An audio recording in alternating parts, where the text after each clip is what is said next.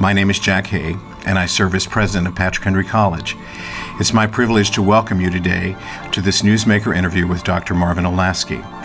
Dr. Olasky's work as a journalist, editor, author, and critical thinker makes him the ideal host to tackle the complex issues of our time. His insightful questions and commentary help his readers have a deeper understanding of these important topics, allowing us all to be better equipped to participate in the cultural conversation.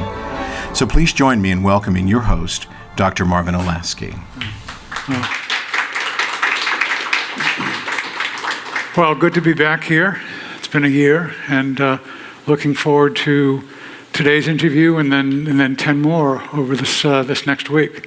So I hope you'll. Thanks for being here. I hope you'll come back, and I think this will be really interesting today because Justin Giboney, our guest, is an attorney and a political strategist in Atlanta. He grew up in Colorado, was a defensive back on the Vanderbilt football team, became a lawyer, was a Democratic National Convention delegate for Barack Obama in 2008 and 2012. Is that right? 2012, 2016. For Barack Obama, Barack and then... Okay, in 2016, okay, we'll get to that in a minute. I'm curious who you were for in that. So anyway, co-founder of the AND campaign, which I've been following the past few months. There was a tweet on the AND campaign this morning. Politics is very important, but it's not as important as your faith or personal relationships. Don't compromise either for politics. Amen. And please join me in welcoming Justin.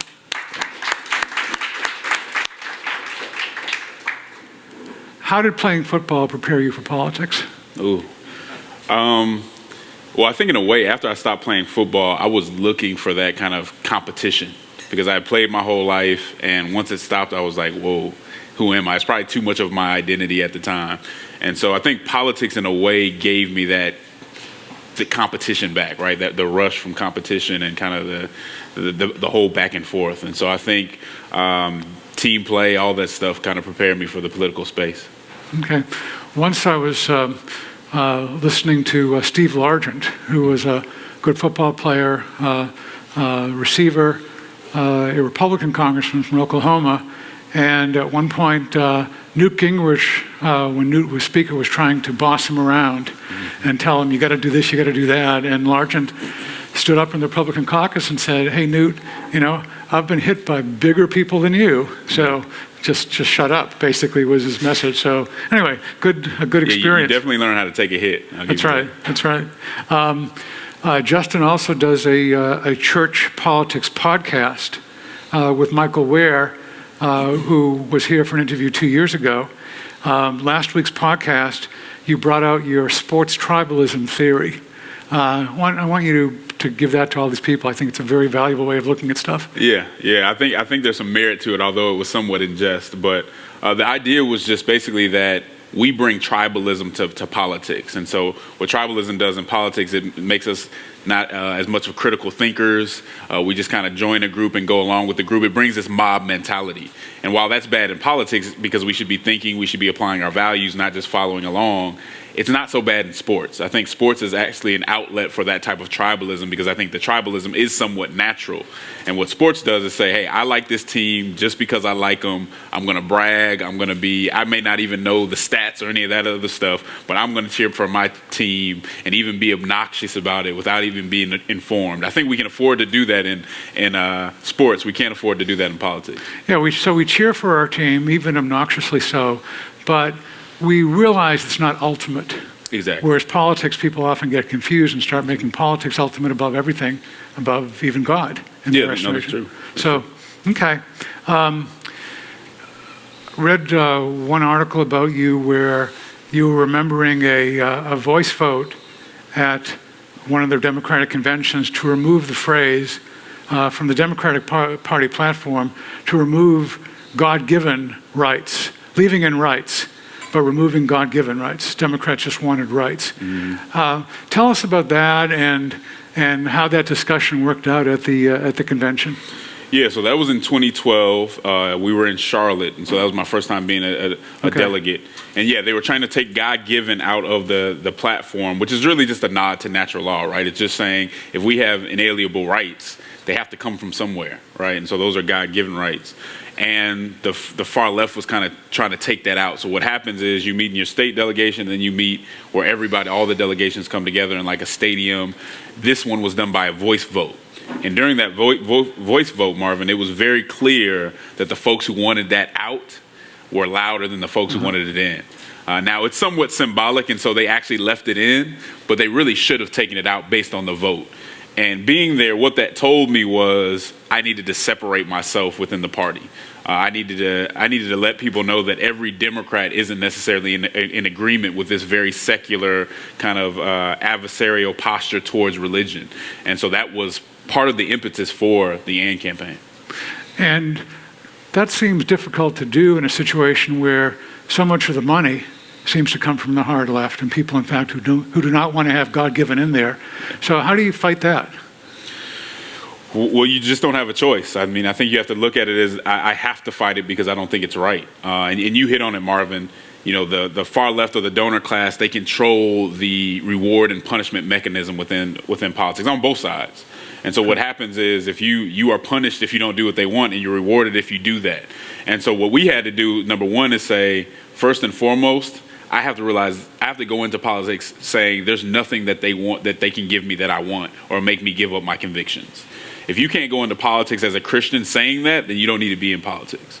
And so whether they liked it or not, what they would punish us or whether they reward us or not, stops mattering because you just have to do what you have to do really as a disciple. It's almost the cost of discipleship, right? Going against the spirit of the day to say, I'm doing it because it's right, not because I have some reward here on earth in that regard. So coming back to sports for a minute then, I taught at the University of Texas for many years, and the football players and basketball players had T-shirts often with messages like, you know, there is no I in team and so forth. I mean, trying to have that team spirit and rather than individual ego. And I suspect the same thing then has to work in politics, but it's harder, right? Because people often become politicians because there is a huge amount of ego. And you're saying you have to be willing to sacrifice that. Yeah, that's the hard part because people say, well, how can a politician go through all this? Because they take a lot of criticism. It's all public. And usually it's a certain personality that can put up with all that, right? It's a certain personality that sees themselves a certain way regardless of what other people are saying. And that personality is kind of self-centered in a lot of ways. And that really hurts Christians at the end of the day when we're in politics. We have to find a way to do it because we have some civic duty to do it. And be willing to lose. And that's really what it comes down to. You have to be willing to lose. The AND campaign, Marvin, talks about putting the witness over the win. And so I think for Christians, when we're in the civic space, our witness and what we're saying is right and wrong and what we stand for is more important than the win. And when those two come into conflict, and they often do, we have to choose the witness and be able to be willing to lose political capital to send the right message out. Because that's really what we're here for. Okay, so let's talk about the AND campaign a little bit. What goes on both sides of the ampersand? Yeah. Okay, and X and Y. Give us some X's and Y's. Yeah, so I would say love and truth, compassion and conviction, social justice and moral order, justice and righteousness. One of the things that we found is when Christians get into politics, they feel like they have to go all the way to the left or all the way to the right. And we say, well, if you go all the way to the left, you understand there's some convictions that you're not going to be able to take with you, whether it be sanctity of life or the historic Christian sexual ethic. You can't take those all the way to the left. And if you go to the right, you know, we would say that you're not going to be able to take your compassion to the right with you. And so what we wanted to say is but instead of that being an or, right? Because our society separates love and truth. It separates compassion and conviction for whatever reason. The gospel doesn't, but our society does. We want Christians to see politics differently and say, no. When I go into politics, I'm about love and truth, compassion and conviction. I'm not going to make that false choice. Because that's really what it is. It's a false dichotomy. And too often we make that because our ideological tribe or our party forces us into that false choice. So let's get specific about a couple of the ands. Social justice is a term we hear a lot. What does that mean when most folks use it? And what does that mean, or what should it mean when Christians use it? Yeah, so I think society generally, when they use, and so we readily admit that social justice generally has been defiled. The meaning of that for some people is not consistent with a biblical meaning. We're okay with that, but what we're trying to do is reclaim it, right? So for a lot of people, it would be kind of the sovereignty of self-expression, kind of, right? Protecting any kind of self-expression above everything else. Kind of unfettered freedom, which really isn't even freedom, right? It's kind of the freedom to kind of destroy yourselves in some instances. But to us, what social justice means is setting a standard for how people should be treated. For us, social justice starts with human dignity. And so it's making sure we treat other people with human dignity, making sure our society has a standard that's respecting human dignity. And I know there are a lot of people that say they're against social justice, but I really don't believe that at the end of the day, because everyone wants social justice for the people they care about. If your kid goes to a school and they're being mistreated, you're going to do something about it. Well, that's social justice. If you have a family member who is unjustly imprisoned, you're not going to sit there and let them be unjustly imprisoned. You're going to do something about it. That is social justice. And if we love our neighbor like we love ourselves, you don't just do it for your family member. You do it for the person across the tracks. You do it for folks that aren't in your community. And that's really what we mean by social justice. Do you see a lot of churches acting with social justice in that way? Or let's say if it starts in the family and starts in the church, give us some starting points for Christians who are in a church and they're hearing about social justice. They react negatively to the term overall, but nevertheless, as you say, if we're going to be loving our neighbor, that's important to do. How do churches start down that road? How should churches that are trying, rather than having Republicans and Democrats screaming at each other, to try to be a place where both can be, where do you start? That's a good question. I think you start by being informed. Maybe crossing the tracks, going to a different church, maybe going to the African American church across town to listen to see what the issues what problems they may be having in their area, whether it's education, whether it's criminal justice. I mean, a good place to start for some churches, because this is a problem nationwide, is the cash bail system. I've never heard a good reason why somebody with money should be out of jail before somebody without money. Because the person without money, the longer they stay in jail, the consequences are even worse. You lose your job. You can't take your kids where you need to take them. You usually have less support. I've never heard a good argument for that. And so that's issues like that are a place to start. But I think you want to listen to others and really with an open heart to really hear what they're going through and the justice issues that may matter to them. So let's just compare predominantly white and predominantly black churches for a moment. What are the key, what are you likely to hear about social justice, most of all, in a predominantly white church compared to what you're likely to hear in a predominantly black church? Yeah, and I want to start by saying none of these are monoliths, right? So you know, there's black churches, some that don't focus on that, and others. Generally speaking, what I hear, you know, if you go to a white evangelical church, you might hear justice as something, or social justice just on the negative side of it, kind of dealing with society's definition and not really engaging the fact that, you know, whether it's Isaiah, whether it's Luke, over and over we see in the Bible a conversation about justice and how important justice is. So you don't necessarily see that emphasis, and I hate to say it because it's such a generalization, but you don't always see that emphasis. If you were to come to my church on a Sunday, you may have a sermon about a issue that's going on in society, whether it be mass incarceration, police brutality, and you may hear how the Bible applies to that, how Jesus cared for people who were marginalized in society. Now, that doesn't mean social justice is our number one goal.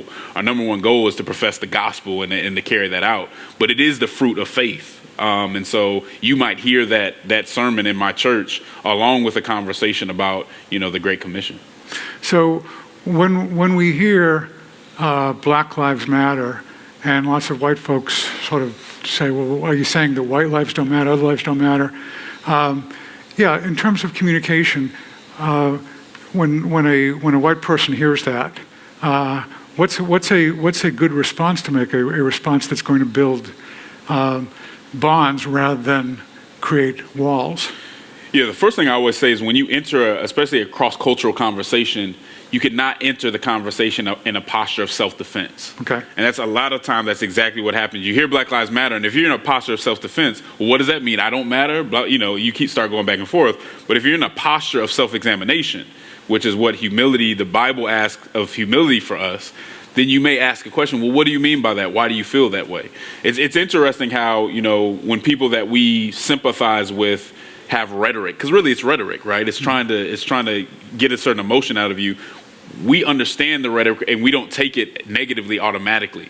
But if it's a different group, we'll take their rhetoric and say, oh, this is terrible. Well, give folks the benefit of the doubt. Listen to what's being said. Of course, everyone's life matters. But when you're in society where people are looking at crime and looking at police brutality, and certain groups are victims of that more often, the rhetoric of that is making sure you understand that these lives matter too. Are we sure that these lives matter? Not that no one else's does. And that's not to say that I agree with everything that comes from Black Lives Matter, because I don't. But I do think they've done a good job of bringing the conversation to bear and saying, you need to look at this and make sure that you care about these people as much as you care about your own. Okay, so basically then it's crucial to ask, what do you mean by that? Rather than just recoiling when you hear a particular term. What do you mean by that? Where does it come? What's the root? Where does this hurt come from? What are you saying? Instead of automatically going on the defensive, because we never get anywhere if we go into the defensive. And to Marvin, I would say we can't go into these conversations trying to come out blameless, right? We too often on both sides we go into conversations about culture and race trying to come out with a perfect narrative. But if we look at how Jesus interacted with people, nobody left the conversation with Jesus with a perfect narrative. So we have to make sure that we're going in honestly, ready to be ready for self-examination, not ready to say that we're the angels and they're the demons. Okay. Applying this then politically, it seems that Republicans and Democrats have gotten even more polarized in the past couple of years. Yeah. If let's say a Republican says, well, I look at the National Democratic Party and it's moving far to the left, and I don't like Nancy Pelosi and so forth. How do you respond to try to, let's say, break down a certain barrier? I would say I agree. Okay. I would say that's problematic, and I would say that's probably why you would want more Christians, more biblical Christians in the party. And so I don't disagree with those things. I don't see the Democratic Party as part of my identity. I see it as a tool that is to be used to promote human flourishing and to defend human dignity. And when you see parties like that, you don't say, well, you're a Democrat, you must be this or that. You say, okay, well, how are you interacting with the party to make things better? And I think too often we see it as tribes. Oh, that must be your tribe. That's not really my tribe. I'm a Christian first. All that stuff is secondary, if even that. I'm in this to use influence to promote human flourishing and to help society. And so I think it starts with not seeing it as your identity, just seeing it as a tool to be used. And if it's a tool, I can use whatever tool I want to get something done. It doesn't mean that's me. So what do you think is important over the next year to emphasize the most? I mean, I've been reading and again, I recommend going to the AND campaign website and seeing it, but I've been reading the tweets. And what do you think is most important? Who's doing that tweeting, and how does that person decide what I really want to put forward on that? Yeah, sometimes it's done by committee. I do a lot of it myself. Okay. What's most important is understanding how Christian principles apply to the issues of the day. Okay. And making sure that we separate what is biblical from what is ideological. Because when I hear conversations about certain social justice in certain circles, I'm not hearing Bible, I'm hearing ideology. And too often on both sides, we get that confused. And so the AND campaign tries to have a conversation about a biblical perspective and really filter out some of the ideology. And that doesn't mean ideology is always bad, but it can taint how we're seeing things where we think we're looking from a biblical standpoint and it's really an ideological standpoint. And that happens on the left just as much as it does on the right. So I was looking at at some of the tweets this morning, and here's one to actually retweet. The early Black American Christians did not argue that the Bible is wrong and that to reject it equaled freedom. Black Christians argued that the slave masters had poor exegesis, and the work of rejecting poor exegesis continues. Yeah. What's an example of some really bad exegesis that's going on these days? Well, so that tweet, just to start with it, that tweet was a reference to slavery, right? So what we have today, there's this, again, a dichotomy where if I'm going to, because of slavery, because of some of the racism that is part of conservative Christianity and just the American church, what you're seeing is a lot of young people and a lot of people of color, in rejecting that, they're rejecting orthodoxy. And so what the guy who wrote that was saying was, in the African American Christian tradition, we didn't reject orthodoxy necessarily. We separated it from what the American church was doing at that time. So he's saying that the answer isn't to go all the way into a modernist Christianity. The answer is actually to maintain this understanding that maybe what the American church was doing early on wasn't orthodoxy. Gotcha. And so, I think at the end of the day, we have to, if you look, so you asked me for an issue that kind of describes that. So for me, you could look at something like abortion, right?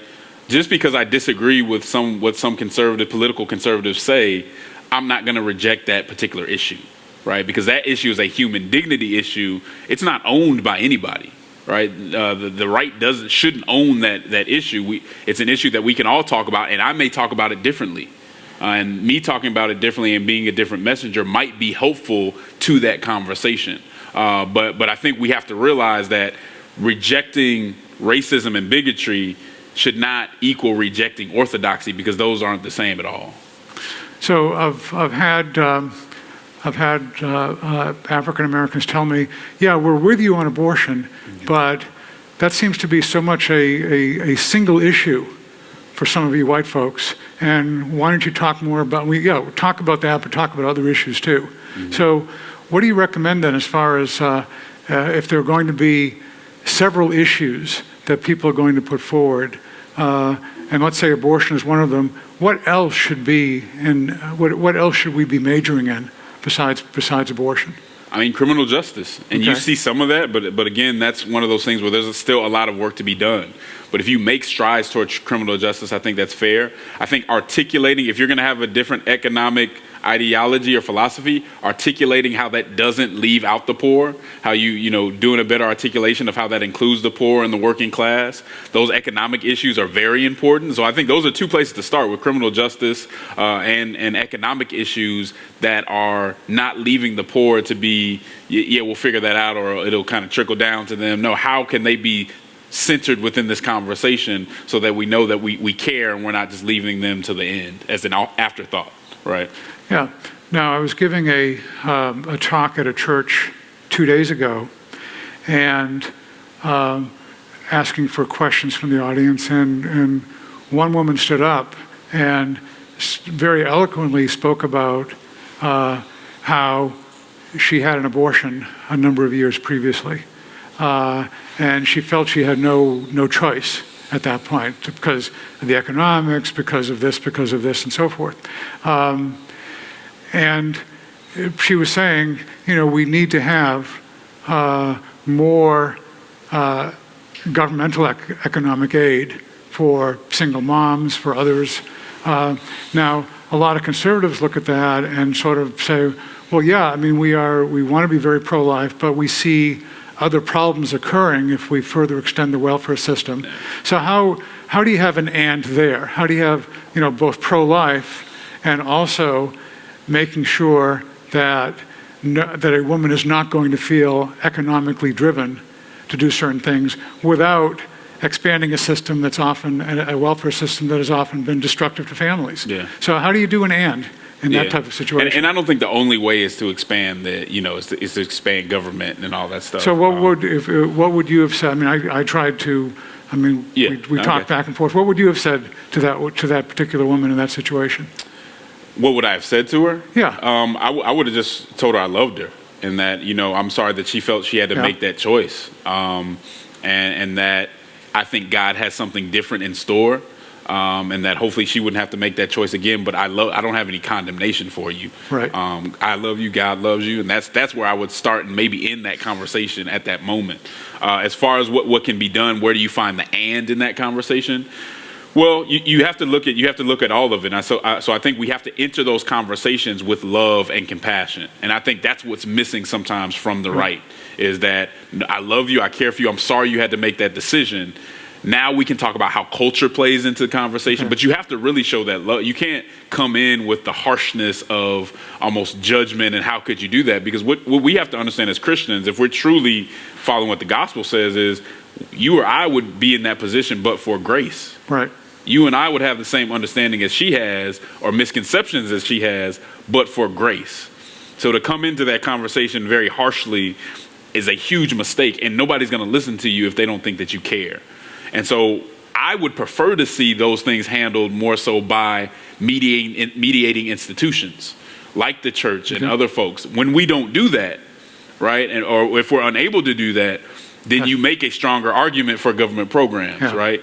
But so one thing that we can do is when we can, and we do it to some extent, find mediating institutions or use the church and faith organizations to fill that gap.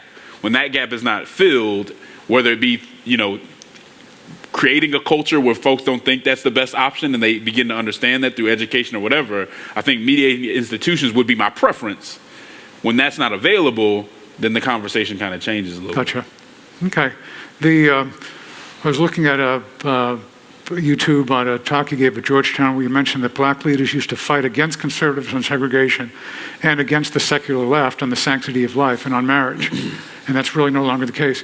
What happened? Why did that change? I think the donor class in the Democratic Party became a lot more strident and aggressive when it came to abortion. And you can see it. I mean, you go from legal, safe, and rare to really what in 2016 was a celebration of this deadly procedure.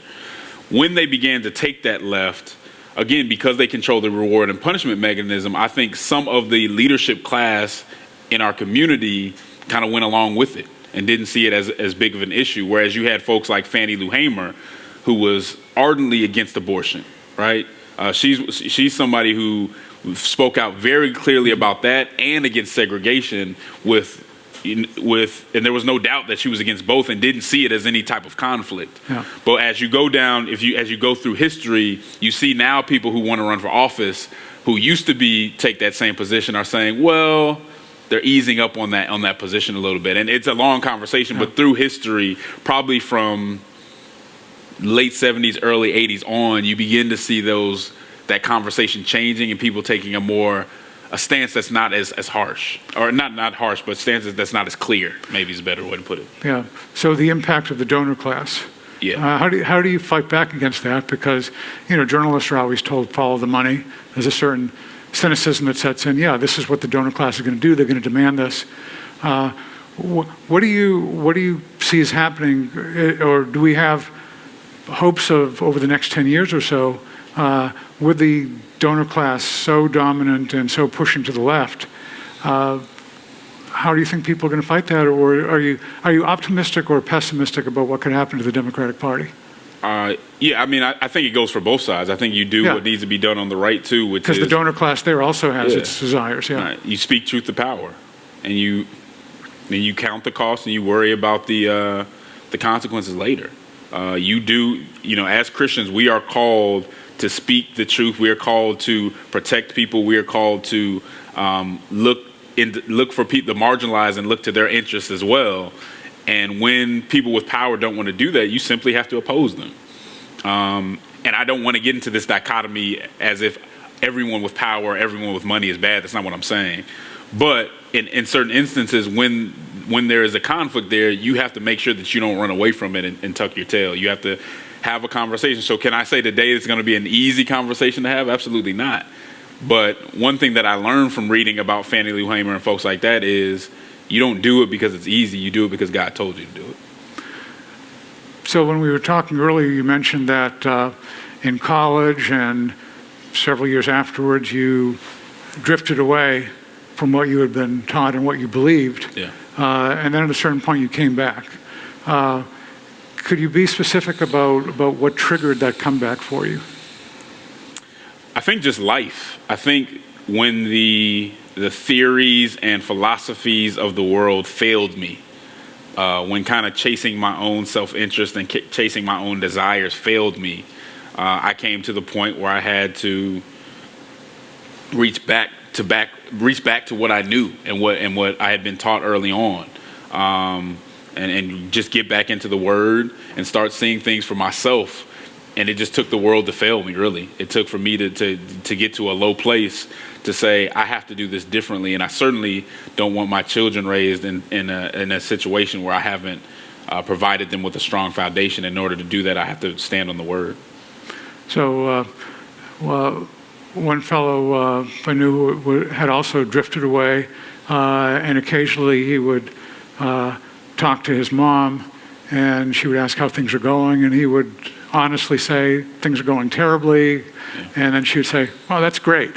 Right. Because but how do we pray in this situation for brothers or sisters or children? We don't want their lives to become a wreck, but yet we know that often it's that wreckage that will bring people back. So do we pray for wreckage, or what would you suggest?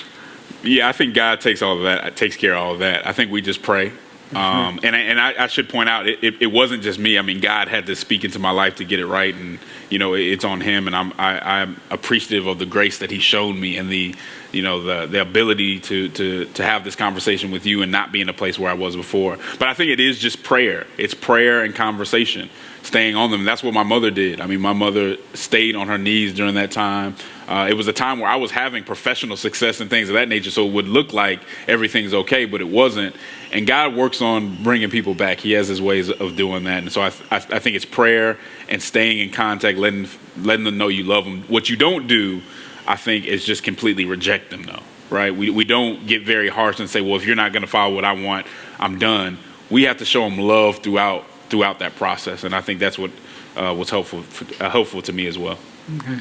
We'll go to student questions in just a moment, but I just want to continue on this, just questions of optimism or pessimism. Christian influence in the U.S. Are you optimistic or pessimistic about what do you see there over the next 10 years? I'm both in a way. So I'm pessimistic in that you still don't see the unity that we need to see among Christians. I'm optimistic that if biblical Christians, in communities of color and also white evangelicals can come together and work together as a coalition, at that point you have a coalition that this country's never seen before. And if we can do that on biblical principles, you and I can disagree about the marginal tax rate, that's fine. The Bible doesn't speak to that directly. There are a lot of things we can disagree on, but the AND campaign has a framework that says on biblical things that the Bible speaks to fairly clearly, we should agree, we should advocate together. I think that's possible. It's a little bit discouraging, some of the things that I see from our president, some of the things that I see us condoning on both sides. But when I look at some of the leadership that God is raising up in this country, some of the people that the AND campaign works with on our leadership council, I get very encouraged because these are folks that are speaking with conviction and are willing to sacrifice to do what's right. Pro-life influence within the Democratic Party, optimistic or pessimistic? I'm pretty pessimistic about that to some extent. I do think there can be some influence to push it a little further away from the edges from the margins when it comes to going so far left. But again, when you have a donor class that is that set on being as extreme as possible on that issue, then it's going to be tough. Christian influence in the Republican Party, optimistic or pessimistic? And by Christian here, I mean, thoroughly biblically Christian influence. Yeah, and maybe realistic is the best way to put it. Look, I have a problem with the way that some on the right have not held our president accountable. And so in a way that is discouraging, but I know those aren't the only folks. I see people like Dr. Moore with the ERLC. I see others who are really having that conversation in a courageous way. And so that's always encouraging. Okay. Just ask a couple other things because on the podcast last week, you and Michael were talking about some of the current political interest in abolishing the Electoral College, increasing the number of justices in the Supreme Court. You think that's going to happen? Are you optimistic that we'll be able to stay with the Constitution, or pessimistic? Yeah, I don't think those. A lot of times, those comments are made to kind of fire up the base and give the base hope in a time when they feel like there's not a lot of hope because they lost the last election. I don't think those things are the answer. I think working on our culture, working on civility, all those things are the answer. And if you can work with people and have conversations and actually compromise, then you begin to see things get better. I don't think changing the rules of the game because you're down is the way to go. But you're saying also, I take it, don't be that concerned about it. It was probably a slow news day, and yeah, to a certain extent. I mean, both of those things are going to be very hard to pull off. Yeah. But what candidates are pretty good at doing is giving their base hope, because the base is always looking for meat. They're looking for something to hold on to. And so a lot of times when you hear comments like that, that's where it's coming from. Now, I don't doubt that somebody might try, but it's harder said than done. Okay, questions from y'all? There's a microphone somewhere. Where? Over here.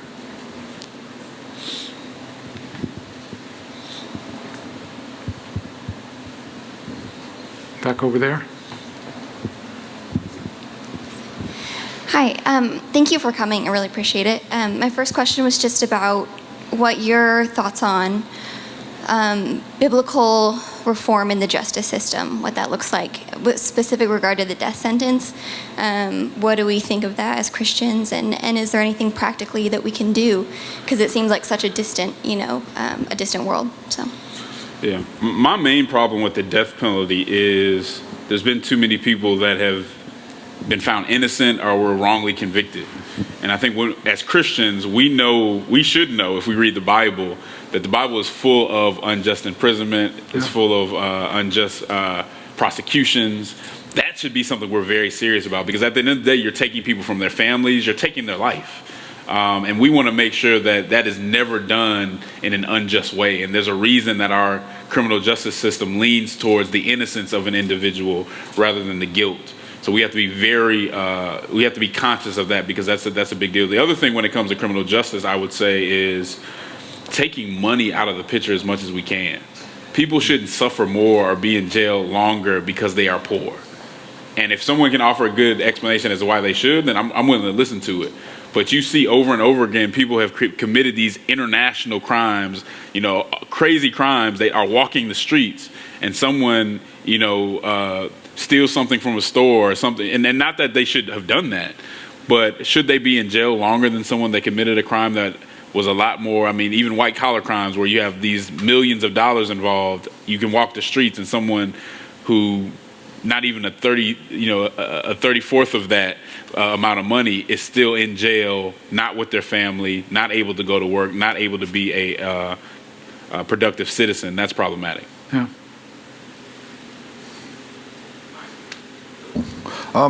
You made a comment earlier about how sometimes ideology overrides your biblical view of the world, and could you explain that a little bit more, in the sense that, of course, like, your theology and your philosophy always informs people's ideology, right? Mm-hmm. So what do you mean exactly when your ideology overrides your biblical view of the world? Yeah, so what I'm really saying is that we have to be able to, it's not that ideology is always bad or not useful, but we have to be able to separate what is ideology and what is actually theology. And so a lot of times, so for instance, on the right, a lot of times I think when we talk about justice, I can't tell that we're talking about it from a biblical point of view. I think it's more of a rugged individualism, ideological point of view that we get from conservative ideology rather than conservative theology, which are not always the same thing. But I don't think we understand that those aren't always the same thing. On the left as well, I think we get some ideology where we have good guys, bad guys, the oppressed and those with power. And that the oppressed aren't asked, nothing's asked from them. They're angels and they're perfect. And then the folks with power are all bad. Well, the Bible, that's the ideology. The Bible doesn't say that. Even if you look at Exodus, when God delivers them from Egypt, he's asking something from them the whole time. It's not, oh, you're oppressed, so just do what you want to do. No, he's asking something. Yes, he's on their side, but he's setting a standard for them too. So, and part of this comes out of liberation theology and, the social gospel, but it's ideological. It's not biblical. The Bible asks something of everyone. Everyone is held to a standard of morality in those things. And that's part of the good news, is that it can transform those situations. And so, I just think in our politics, making sure that we're separating what we're defending as theology when it's really ideology. Over here. Thanks for coming. I was just wondering what your thoughts were on the dichotomy, I guess, between culture and politics. Should we shape the culture and try to assume that will then influence politics, or should our primary focus be politics and then kind of wait for that to trickle back to the culture? Yeah. So the AND campaign talks a lot about doing both, because I would like to believe that culture is going to shape politics. That's really the way that it should be, and it still does. Unfortunately, we have a situation sometimes today where you have interest groups, and the interest groups skip over culture and the dialogue that we're supposed to have, this discourse, this public discourse we're supposed to have, and go right to the policy, right? So if I'm a big interest group with a lot of resources, I can go skip over the people and their discourse they're supposed to have and go straight to the politics and the policy of it. That shouldn't happen. We need to try to make sure it doesn't happen. But at the end of the day, it has to be a little bit of both, because the culture really matters. And especially on an issue like abortion, yes, you can make it illegal, but history shows us that that's not always even the best way to limit it. Right, that you have to have a cultural conversation and make people see it differently. Because if people saw, this is an issue where there's just a lot of false narratives. And if people are forced to deal with the fact that there are two lives at stake here, instead of just assuming that everybody that's pro-life doesn't care about women and they're doing it for some other reason, now they have to deal with the reality of what this really is. That's cultural, but you also have to deal with it on a political level as well.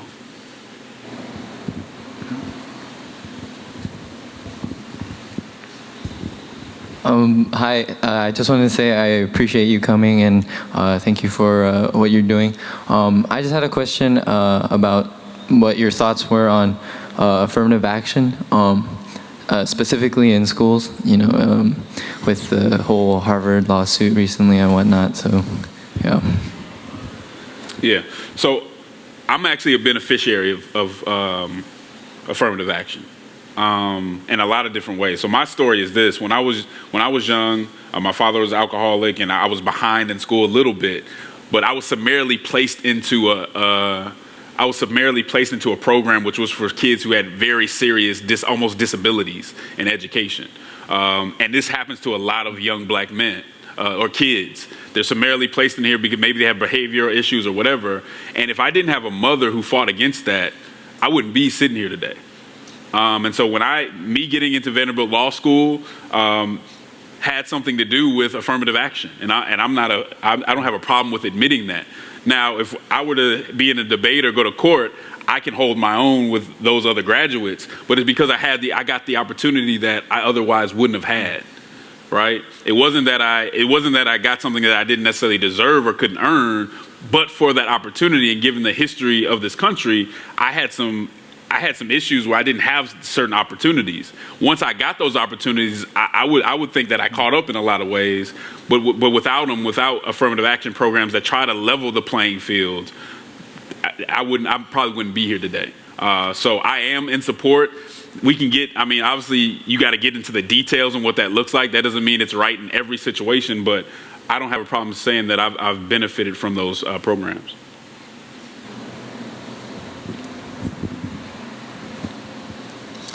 Thank you so much for coming. A lot of us are still figuring out what we're going to do after college. Mm-hmm. Aside from careers actually in politics, what are some opportunities, some careers where you think there is a real chance to make an impact for social justice? You saying outside of being an attorney? Well, not necessarily, but outside of a role in politics in government. Yeah, There are a lot of criminal justice opportunities. I think the number one place to make a difference is in people who are prosecutors, right? So prosecutors have a lot of discretion. I think prosecutorial discretion is an issue that we have to deal with when it comes to criminal justice and social justice. So that's one place to do it. There are a lot of great foundations and nonprofits that give us an opportunity to be helpful, to help people. But politics, I guess there's cultural spaces. So being in government, being in, try to think of some other opportunities to do social justice or to help with social justice issues. But yeah, I would start with criminal justice. I think that's a great place to go. But you also have other opportunities where there are nonprofits that just help people in tough situations, whether it be poverty or things of that nature, and that gives you a chance to work with people. Education is a great way to do it because we do see huge disparities in education. So that's another way to be helpful. By the way, on Friday at lunchtime, we'll have here Stefanos Bibas, who is probably the best writer on criminal justice reform in the United States. He was a University of Pennsylvania law professor for many years and is now in the Third Circuit of the appellate. So he's now really a judge, but has written a couple of very fine books on that if you're interested in pursuing that in particular. Other questions? Well, let me ask, there was an extensive field of Republican candidates for president in 2016. Looks like in 2020, there may not be all that much action on the Republican side, but certainly a lot on the Democratic side. And I know the AND campaign is not going to be endorsing particular candidates, but as you look at this field right now, if we actually want to see a Democratic Party that would have much more of a biblical presence, are there any particular candidates we should be following or perhaps even cheering for? Again, I'm not asking for endorsements, just who looks interesting and out of the standard donor-driven class in the presidential field. Yeah, I don't know how much Bible you're going to see from that side of it. So I don't know if that's.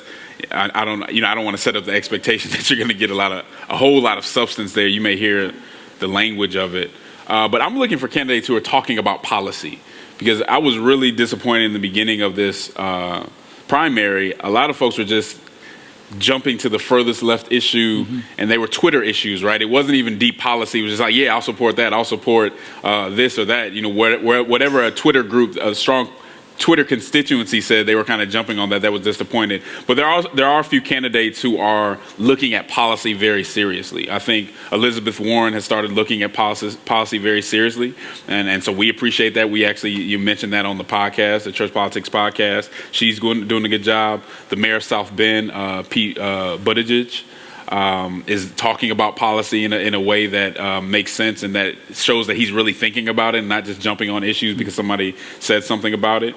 I think Klobuchar is doing a pretty good job at that as well. So there are a lot of I'm still just keeping an eye out, but I want to incentivize those candidates who are actually talking about policy. Now, on the other end of it, they've all pretty much endorsed late-term abortions and the Equality Act, which I would like to see a greater equality too, but I'd like to also see protections for the church and Christian organizations, faith organizations in general. And so I think that's unfortunate. I think the Fairness for All Act would be a better way to go. But in general, I would name those three as early on really talking about policy rather than kind of just jumping on whatever the spirit of the day is. Okay. Other questions? Over here.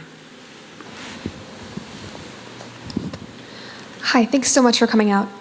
You mentioned what you would call Twitter issues. Recently, with the conversations that I've had with people who don't agree with the same political stance as me, all we focus on is Twitter issues.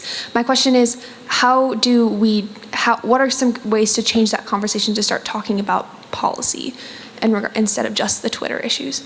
Yeah, go to local meetings, because Twitter isn't reality. And I don't think people realize that there's a certain demographic that's on Twitter and that uses it a lot and that is very strident when it comes to Twitter. They're not your everyday American, right? In any community. And so go to community, find out where community groups meet, go listen to your community, go to your city council meetings, go to your county commission meetings, and listen in to see what the issues really are. We say we want to get involved in politics, but we automatically skip to the federal issues. When the rubber meets the road in localities, you can have an impact on the local level a lot quicker than you're going to have at the federal level, and you can see the changes. But we often just skip to the federal. So that's one thing I would say. Just make sure that you're engaging local community groups and having those conversations in a real way. Because honestly, even as a college student, if you got 5 people and you regularly went to your city council meetings, they're going to start listening to you because they know you pay attention and they don't want any trouble with people who are actually paying attention. And so you could make change, and we just skip over that opportunity a lot of times. Where do you get your information? In other words, what do you read in terms of magazines, newspapers, websites, and so forth that you find is conducive to and thinking as opposed to just, one extreme or the other extreme? I jump around. And so one of the things I try to do is I try to listen to everybody and know what they're saying. There's a saying that if you don't know the other side of the argument, then you don't really know your own. And so I try to listen to everybody, and I have a group of writers who that are with different, different media outlets that I'll check out their articles, once a week or whatever. But generally, I try to listen to everything. So I'll be watching CNN, I'll be watching MSNBC, I'll be watching Fox News, just to get an understanding of what everybody is saying. And then I have a few people who I really trust, who I think are intellectually honest, that I make sure I check in to see what they're saying as well. Okay, so first of all, let's say if there's a Christian conservative who is pretty much operating within that bubble, what would you recommend? And he has some time on his hands. He can be looking at different websites. Mm-hmm. What do you recommend that a Christian conservative should be reading to understand more about how people from a different perspective are coming at things? Yeah, no, that's good. I think they have some really good writers at The Week. Okay. Damon Linker is a good writer to listen to. I think Van Jones does a very good job, especially when talking about criminal justice. Eugene Robinson. Those are folks that you can go kind of listen to, and I think you'll get a good understanding of that perspective that's honest.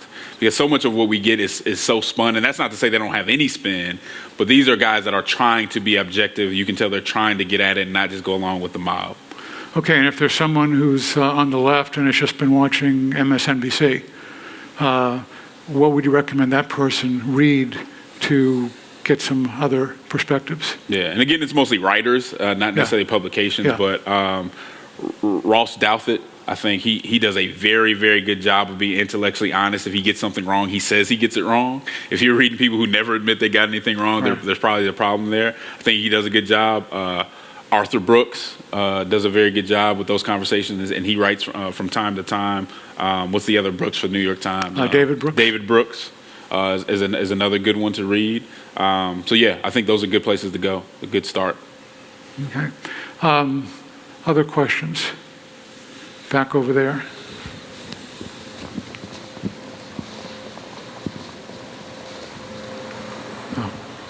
Thank you so much for coming. I'm curious to hear a little bit more about what your experiences have been interacting with those that are within your own party, but who are a lot more further left than you would consider yourself to be, and how do you interact with them meaningfully? And to go on top of that, how would you encourage someone who, I myself definitely affiliate more with the Conservative Party, but find myself recoiling from the far right in a lot of different ways. So how would you say that someone who's on the other side but still deals with the far fringes, how do you interact with those people in a meaningful way when you have some of the same base views but different ways that you like to see that play out in the world? Yeah, I think in a way that if you're interested in politics, that's kind of your ministry, is to, number one, keep them honest. So one of the main things I try to do with people on my side of the aisle, so to speak, is keep them honest. Because what we do today a lot of times is we sit and shout at the other side who's not even listening to us, who in their eyes we have no credibility. Well, you have some credibility with people on your side. And so your ministry, and you're going to be most effective keeping the people on your side honest and making sure that they're being intellectually honest. If we spent more time doing that on our own side rather than trying to look like we're brave because we're yelling at people who aren't even listening to us, and because we know that our mob likes to see that and we're going to be rewarded for it, we get a lot further. And so what I try to do in those conversations is really talk about the issues, and try to make sure that people on my side aren't using the worst arguments from the right. Right? I want to make sure they're using the best argument. So when we have a conversation, well, that's a misrepresentation. Actually, the better argument is to say this, and this. That's the best argument. Why don't we talk about that? Why don't we make this a little more sophisticated and talk about the hard questions and not just the characters that are coming from the other side? When we do that, and if we can do that, I think it's a lot more valuable than just trying to shout down the other side, which we spend or waste too much time doing. Thank you again for coming and talking to us. It's really great hearing your perspective on these issues and being able to find common ground to talk about.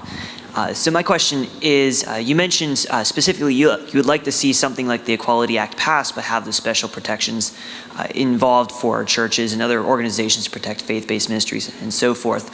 A common argument against acts like the Equality Act is that they create special protections, and that rather than create the special acts, we should just enforce equally across the board the rights that everyone enjoys. Since you seem to be in favor, I'll be interested in hearing your thoughts on why you believe these acts would be necessary to make sure that everyone can enjoy the rights we are given in the United States. Yeah. So to be clear, I'm not in support of the Equality Act. Yeah, and if that wasn't clear, I'm not in support. What I'm saying was I don't have a problem with consideration when it comes to discrimination in housing and jobs, but I think the Equality Act is bad because it does not have any protections for the church, right? My problem with why don't we just enforce it a different way, though, is that is a similar argument that has been made for years and people just never do it, right? I mean, it's kind of like a part of the federalism argument, which makes sense and I think it's great in theory, but if we look historically and how America has handled that, the states haven't done what they're supposed to do in a lot of ways. And we can see throughout history where that's been very bad. And that's kind of a disconnect between my community and conservatives sometimes too, because in theory, I agree with that. I love it. But if I look at history, I'm like, well, would I even be here today if we really left everything up to the states, right? I mean, and so that's an issue. I get taking care of it on a federal level. I think the Fairness for All Act, which is the Utah Compromise, is a better way to get out of it. Does it open some doors that could be problematic for Christians? I think it might. But do I think that people should be discriminated against or should be treated differently in housing and on the job because of their orientation? I don't know that I can justify that. I don't know that I can say that. So the Mormon community and the LGBT community came together in Utah and found a compromise. I'd like to see something similar. We can talk about the details, but we have to make sure that there are protections for the church and Christian organizations. And Christians have to understand, we're not here just for Christian self-interest. So at the end of the day, we can't go about policy saying, well, down the road, this could create a problem and therefore we shouldn't do it at all. I don't think that we get to do that. I think we have to say, what's the best outcome that we can get that's making sure people are treated fairly? If that means that at some time down the road, people are trying to use that to come against us, take that into consideration, but it can't control everything. We can't just do policy in fear of things like that. Now, that doesn't mean don't take precautions, but make sure that we're saying what is fair for people. Are they being treated fairly? That's the number one thing. We can worry about protecting ourselves too, but it can't control the whole conversation. I have one more question. Families families in general in the United States are in trouble with more and more kids growing up without dads or functioning dads. The black family seems to be in even more trouble than average, just in terms of that. What do you do about that? Because that seems so fundamental, and either in the light of your own experience or others.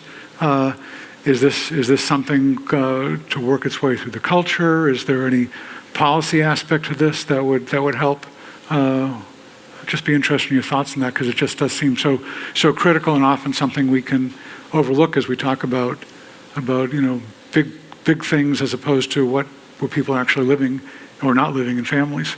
Yeah, no, it's heartbreaking. Yeah. It's heartbreaking. For me to say that it's just a policy fix wouldn't be right to say. And while it does affect the African American community quite a bit, we're seeing more and more it's affecting working class people in general. Yep. And so I don't think it's an issue just for us, but it's one that we have to talk about. And I think our permissive culture plays into that. America's permissive culture.